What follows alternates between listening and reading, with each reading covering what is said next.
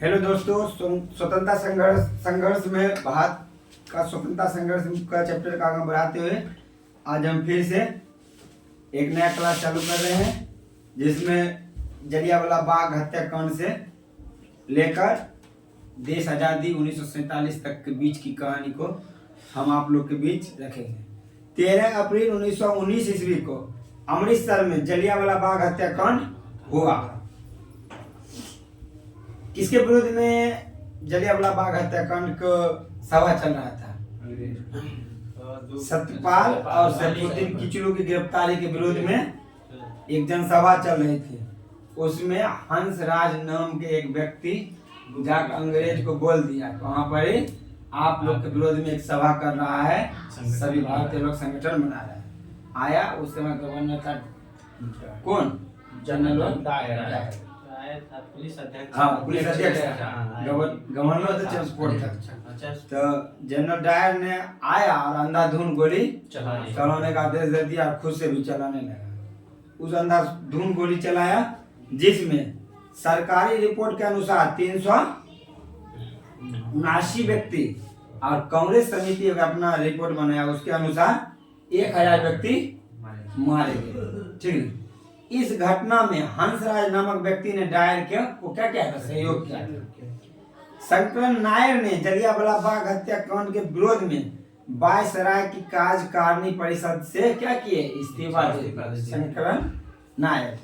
इस घटना के विरोध में महात्मा गांधी ने केसर हिंद की उपाधि जो 15 में मिला था 1915 में क्या किए? लौटा दिया। जमनालाल बजाज, राय बहादुर और रविन्द्रनाथ टैगोर ने सर की उपाधि को लौटा दिया। उनसे बोले हमको नहीं चाहिए ऐसा उपाधि जो हमारे आदमी पर अत्याचार करे और हमें उपाधि दे दिए थे।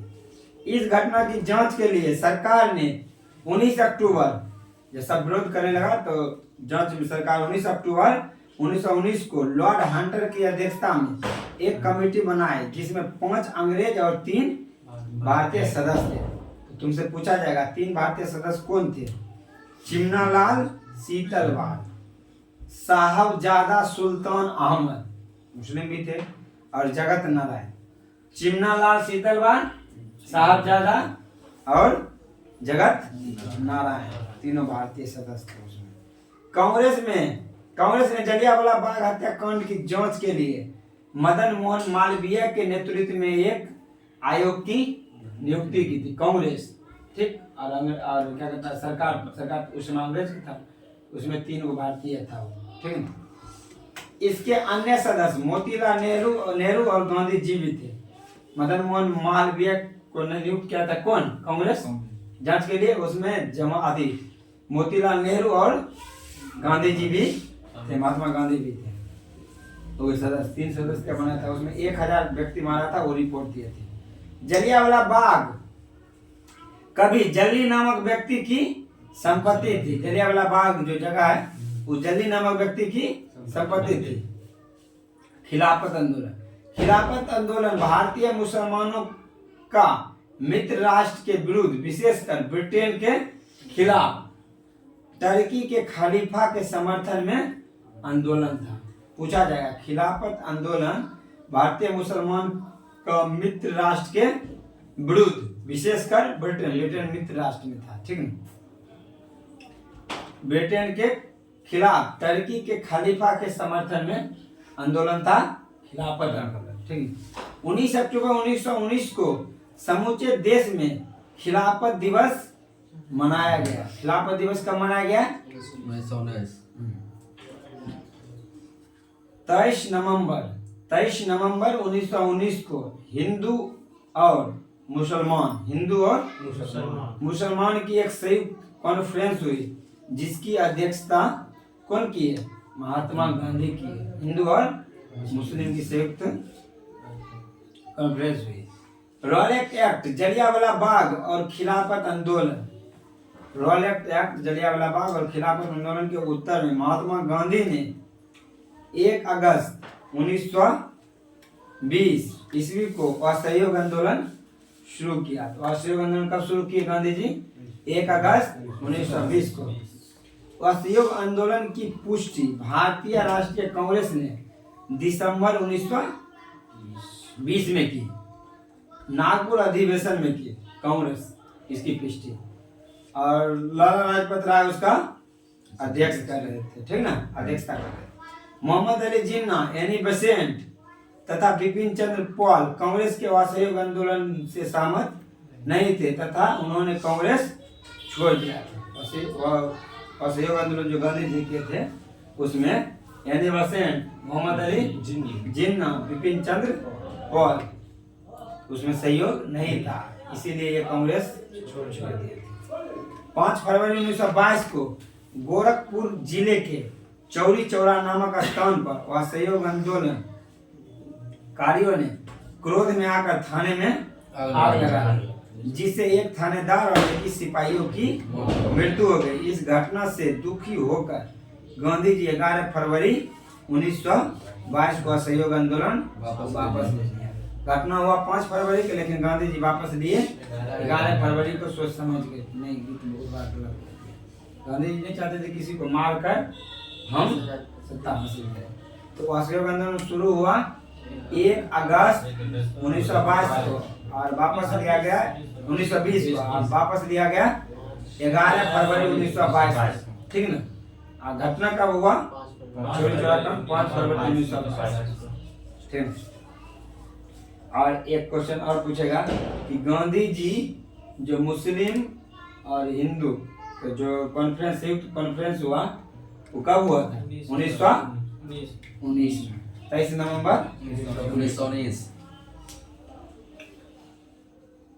13 मार्च 1922 ईस्वी को गांधी जी को गिरफ्तार कर लिया। गांधी जी को कब कर लिया? 13 मार्च। 11 फरवरी वापस 1 महीना बाद क्या किए? गिरफ्तार। 6 वर्ष की करीब कारावास की सजा सुनाई, क्योंकि असहयोग आंदोलन यही चालू किए थे। 6 वर्ष की करीब कारावास की सजा सुनाई। स्वास्थ्य संबंधित कारणों से गांधी जी को 5 फरवरी 1924 को क्या कर दिया? रिहा कर दिया। गांधी जी बोले थे कि 6 साल का हमको सजा हुआ, इस बीच में हम कोई भी वैसा कदम नहीं उठाएंगे, हम सोचेंगे कि सजा ही काट रहे हैं, इसीलिए बीच में 22 से 28 तक में कोई बड़का काम नहीं किया। एक बार कांग्रेस का अध्यक्षता की थी बस 1924 में, जिसमें बेलगांव अधिवेशन में हिंदी को राजभाषा का दर्जा मिला था। 1922 ईस्वी में मेवाड़ भील आंदोलन का नेता मोतीलाल चेजावत था। 1922 में मेवाड़ भील आंदोलन के नेता कौन थे? मोतीलाल चेजावत। 1923 ईस्वी में इलाहाबाद में चित्तरंजन दास और मोतीलाल नेहरू ने कांग्रेस के अंतर्गत स्वराज पार्टी की स्थापना, कांग्रेस के अंदर ही स्वराज पार्टी की स्थापना की। चित्तरंजन दास और मोतीलाल नेहरू। चित्तरंजन दास क्या थे? वकील। महात्मा गांधी ने एक बार कांग्रेस के बेलगांव अधिवेशन में मात्र 1924 में अध्यक्षता की, सजा के दौरान ही। सचिंद्रनाथ सन्याल ने 1924 ईस्वी में कानपुर में हिंदुस्तान रिपब्लिक एसोसिएशन की स्थापना की। पूछे जाएगा तुमसे क्वेश्चन, हिंदुस्तान रिपब्लिक एसोसिएशन की स्थापना किसने किया? सचिंद्रनाथ सन्याल ने। कब किया? 1924 में।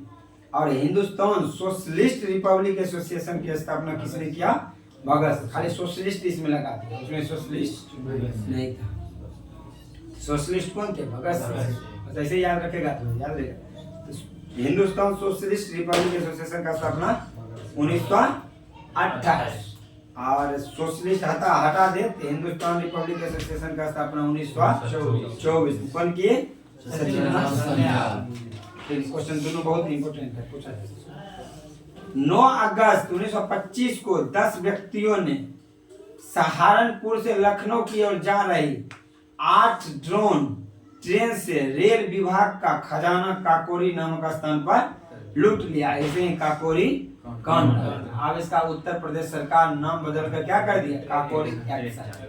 तो पूछा जाएगा कब हुआ घटना? 1925, सबको याद है। 9 अगस्त 1925। आजादी से 6 दिन पहले। अगस्त तक ना आजादी था, 15 अगस्त। आजादी से 6 दिन पहले, याद रखना। एक्शन होगा, कौन एक्शन होगा? काकोरी। ठीक है। तो ट्रेन का क्या नाम था? 8 ड्रोन ट्रेन था। जिसे खजाना लूटा था। और कहाँ से कहाँ जा रही थी ट्रेन? सहारनपुर से लखनऊ।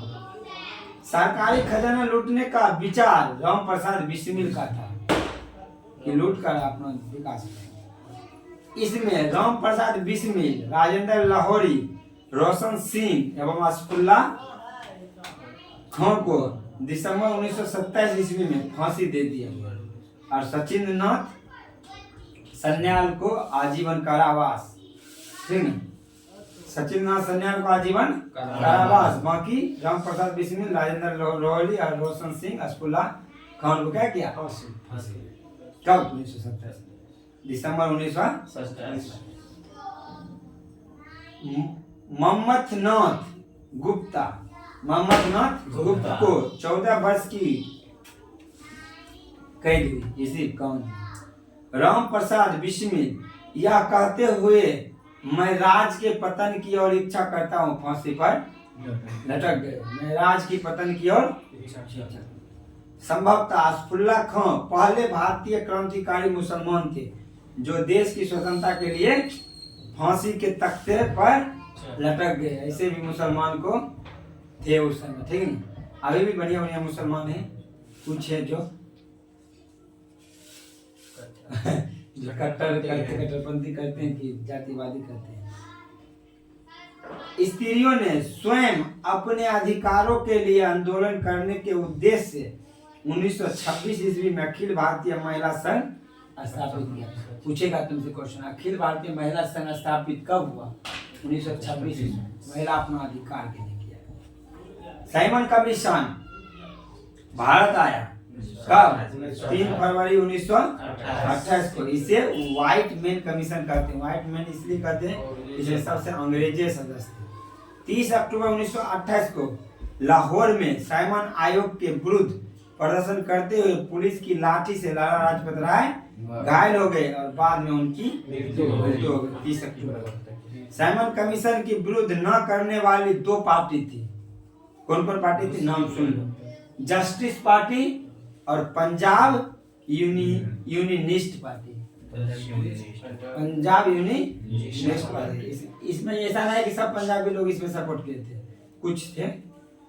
पंजाब यूनियनिस्ट पार्टी और जस्टिस पार्टी जो कि साइमन कमीशन का विरोध नहीं किए थे। क्वेश्चन आप यहीं से उठाता है, डीपली क्वेश्चन ही पूछ रहा है। भगत सिंह के नेतृत्व में पंजाब के क्रांतिकारियों ने पंजाब के क्रांतिकारियों ने 17 दिसंबर 1928 ईस्वी को लाहौर के तत्कालीन सहायक पुलिस कप्तान सॉन्डर्स को गोली मार दी। ठीक है, भगत सिंह के नेतृत्व में कौन? पंजाब के। पब्लिक सेफ्टी बिल पास होने के विरोध में 8 अप्रैल 1929 ईस्वी को बटुकेश्वर दत्त और भगत सिंह ने दिल्ली में सेंट्रल लेजिस्लेटिव असेंबली में खाली बेंचों पर बम फेंका। क्रांतिकारी ने अपने पर्चे में कहा था कि उनका मकसद किसी की जान लेना नहीं था, बल्कि बहरे कान को आवाज पहुंचाना था, आवाज उठाना या पहुंचाना था। कांग्रेस के 1929 ईस्वी के लाहौर अधिवेशन में पूर्ण स्वराज का अपना लक्ष्य घोषित किया। पूर्ण स्वराज का लक्ष्य घोषित हुआ किस अधिवेशन में? 1929 के लाहौर अधिवेशन। इसका अध्यक्षता कौन किए थे? पंडित जवाहरलाल नेहरू।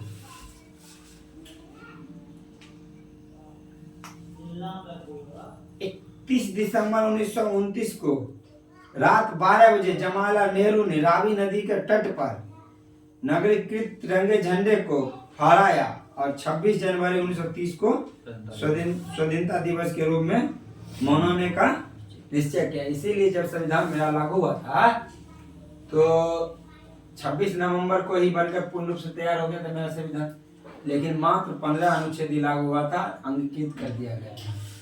2 वर्ष 11 महीना 18 दिन। और ये दिन हमारे लिए बहुत इम्पोर्टेंट था क्योंकि हम आज़ादी से पहले रावी नदी के तट पे हम लोग झंडा फहरा रहे थे, हम आजाद थे। तो इस दिन को हम लोग भूलना नहीं चाहते थे, इसलिए 26 जनवरी 1950 को पूर्ण रूप में संविधान लागू हुआ और 24 जनवरी 1950 को संविधान सभा की अंतिम बैठक हुई। ठीक है ना, याद रखिए। अगला इसी के समय प्रत्येक 26 जनवरी को स्वतंत्रता दिवस के रूप में मनाने की परंपरा की शुरुआत हुई इसी समय से। 12 मार्च 1930 ईस्वी को गांधी जी ने अपने 79 समर्थकों के साथ साबरमती स्थित अपने आश्रम से लगभग 322 किलोमीटर दूर, कभी कहीं ऑप्शन तुमको 385 भी देगा, दूर दांडी के लिए प्रस्थान किया। इसे दांडी जाकर नमक कानून को तोड़ा। लगभग 24 दिन के बाद 6 अप्रैल 1930 ईस्वी को दांडी पहुंचकर गांधी जी ने नमक उठाकर नमक कानून तोड़ा और सविनय अवज्ञा आंदोलन की शुरुआत की। तो पूछा जाता है कि दांडी यात्रा कब हुई? 12 मार्च 1930 को, समाप्ति 6 अप्रैल 1930 को। उसके बाद पहुंच वहां से क्या किए? सविनय अवज्ञा आंदोलन शुरू कर दिए। तो कितना दिन की यात्रा था? 24 दिन का यात्रा था। 385 किलोमीटर कहीं के ऑप्शन में मिलता है, कहीं 322। सबसे इम्पोर्टेंट बात है कि गांधी जी का पत्नी को जोड़ लेते हैं तो 79 समर्थक होता है, उनको छोड़ देते हैं तो 78। अगर 79 ऑप्शन में है, कुल सदस्य पूछेगा तो 79। अगर गांधी जी की पत्नी को छोड़कर अगर ऑप्शन 79 नहीं दिया हुआ है तो आप लोग कितना मारेगा? 78। सुभाष चंद्र बोस ने गांधी जी की तुलना गांधी जी की नमक सत्याग्रह की तुलना नेपोलियन के पेरिस यात्रा में जो हुआ था, एल्वा से पेरिस यात्रा किया था नेपोलियन, उससे की गांधी जी का सुभाष चंद्र बोस ने नमक सत्याग्रह की तुलना। नेपोलियन भी वहां किया था, एल्वा से पेरिस तक की यात्रा। ठीक। 4 मार्च 1931 ईस्वी को गांधी इरविन समझौता हुआ। पूछा जाता है गांधी इरविन समझौता कब हुआ? 1931 को। लेकिन डेट याद रखना, 4 मार्च 1931 को। इसके बाद गांधी जी ने सविनय अवज्ञा आंदोलन स्थगित कर दिए। गांधी इरविन समझौता को दिल्ली समझौता के नाम से भी जानता। बहुत विविया यहाँ पॉइंट हो जाता है कि गांधी इरविन समझौता का अन्य नाम दिल्ली समझौता। इसकी शुरुआत 4 मार्च 1931। दूसरा गोलमेज सम्मेलन 7 सितंबर 1931 को हुआ। पहला गोलमेज सम्मेलन 1930, दूसरा गोलमेज सम्मेलन 7 सितंबर 1931 को हुआ। महात्मा गांधी ने कांग्रेस के प्रतिनिधित्व के रूप में इसमें भाग लिए, परंतु यह सम्मेलन सांप्रदायिक प्रतिनिधि के कारण सफल रहा। संप्रदाय में जाति विवाद हुआ। प्रथम सम्मेलन हुआ था, प्रथम गोलमेज सम्मेलन हुआ था 12 नवंबर 1930 एवं तृतीय सम्मेलन हुआ था 17 नवंबर 1932। तो दूसरा सम्मेलन में गांधी जी भाग लिए थे, लेकिन वो भी सफल हो गए। अब तीनों में भी अम्बेडकर लिए थे कांग्रेस की तरफ से, लेकिन गांधी जी बस दूसरा ही गोल सम्मेलन। दूसरा गोल में सम्मेलन पहला गोल में सम्मेलन हुआ 12 नवंबर 1930। तृतीय गोल में सम्मेलन हुआ 17 नवंबर 1932। तीसरा पहला और तीसरा नवंबर नहीं हुआ, पहला 12 नवंबर और तीसरा 17 नवंबर। दूसरा हुआ था सितंबर, दूसरा हुआ था 7 सितंबर। तीनों सम्मेलन में इंग्लैंड के प्रधानमंत्री जेम्स रेमजे मैकडोनाल्ड थे। तीनों गोलमेज सम्मेलन में ब्रिटेन के प्रधानमंत्री कौन थे? मैकडोनाल्ड। डॉक्टर अंबेडकर को लंदन में हुए तीनों सम्मेलन में अछूतों के प्रतिनिधि के रूप में बुलाया गया था। अम्बेडकर, डॉक्टर भीमराव अम्बेडकर तीनों भाग लिए थे। दूसरा गोलमेज सम्मेलन की असफलता के बाद गांधी जी ने फिर से 3 जनवरी 1932 को पुनः सविनय अवज्ञा आंदोलन शुरू किए थे। पहला सविनय अवज्ञा आंदोलन कब शुरू किए थे गांधी जी? 1930 में। ठीक, काहे कि 6 अप्रैल 1930 को दांडी से नमक यात्रा किए थे, तो वहीं पर नमक उठाकर तोड़े। उसके बाद वहां चालू किए थे। दूसरा फिर किए 1932 जब गोलमेज सम्मेलन खत्म हुआ। जिस दूसरा गोलमेज सम्मेलन में सफल हुआ, गांधी जी क्या किए? उसके बाद चालू कर दिए। दूसरा गोलमेज सम्मेलन में ही असफलता के कारण गांधी जी सविनय अवज्ञा आंदोलन, दूसरा सविनय अवज्ञा आंदोलन चालू कर दिए। 3 जनवरी 1932 को पुनः सविनय अवज्ञा आंदोलन शुरू कर दिया। सविनय अवज्ञा आंदोलन अंतिम रूप से 7 अप्रैल 1934 को वापस लिए। याद रखना, दांडी मार्च भी 6 अप्रैल 1930 को समाप्त हुआ, और सविनय अवज्ञा आंदोलन भी अंतिम रूप से 7 अप्रैल 1930 को, दोनों अप्रैल में, 6 अप्रैल नहीं 7 अप्रैल, ठीक नहीं 34 में। तो आप देख लो, पहला दांडी यात्रा चालू हुआ था 12 मार्च से, 24 दिन की यात्रा के बाद 6 अप्रैल को नमक उठा के गांधी नमक कानून तोड़े और वहीं सविनय अवज्ञा आंदोलन शुरू किया। फिर क्या किया, दूसरा गोलमेज सम्मेलन में अवज्ञा आंदोलन को क्या किया, समाप्त कर दिया। गांधी जी भाग लिए गोलमेज सम्मेलन, दूसरा गोलमेज सम्मेलन में, लेकिन सांप्रदायिक यानी कि जातिवाद विवाद के कारण वो सफल रहा, गांधी जी उसमें सफलता नहीं मिला। तो गांधी जी फिर क्या किए, फिर से सविनय अवज्ञा आंदोलन शुरू किए।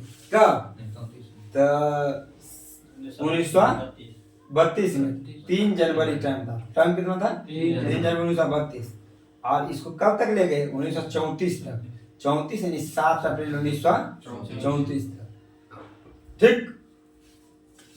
अगला सविनय अवज्ञा आंदोलन में पठान सत्याग्रहियों पर गोली चलाने से पठान राइफल्स ने इनकार कर दिया।